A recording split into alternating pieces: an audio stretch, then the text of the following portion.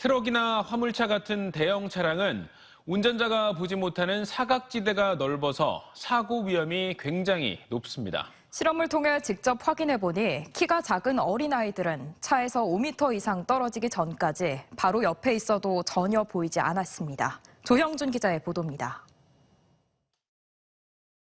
자전거를 타고 가던 여성이 교차로에서 우회전하는 레미콘과 부딪힙니다. 20대 여성은 병원으로 옮겨졌지만 결국 숨졌습니다. 며칠 뒤에도 길을 건너던 70대 여성이 25톤 덤프트럭에 치여 숨지는 등 대형 차량 사고가 이어지고 있습니다.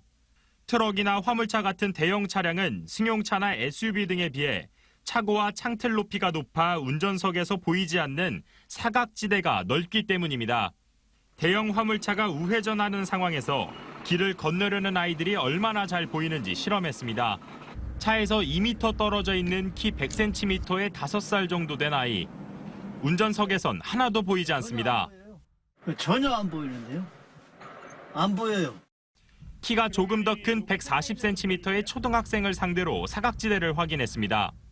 네, 제가 지금 길을 건너려는 두 아이를 화물차 운전석에 앉아서 직접 보니까 화물차로부터 4m가 떨어진 상태인데도 큰 아이는 이제 한 가슴 정도까지 보이는데 작은 아이는 전혀 보이지가 않습니다.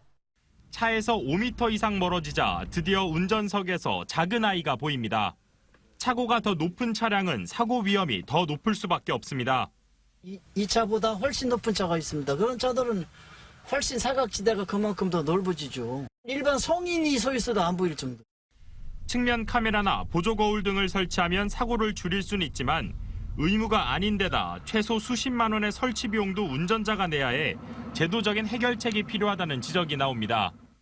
사각지대 감시 기능이 있는 제품을 좀 정부 차원에서 좀 지원해 주는 것도 나쁘지는 않다고 봐요. 좀 장기적으로 봤을 때는 시스템적으로 좀 지원할 필요는 있다고 생각을 합니다. 반복되는 사고에 특단의 대책 마련이 필요합니다. TJB 조형준입니다.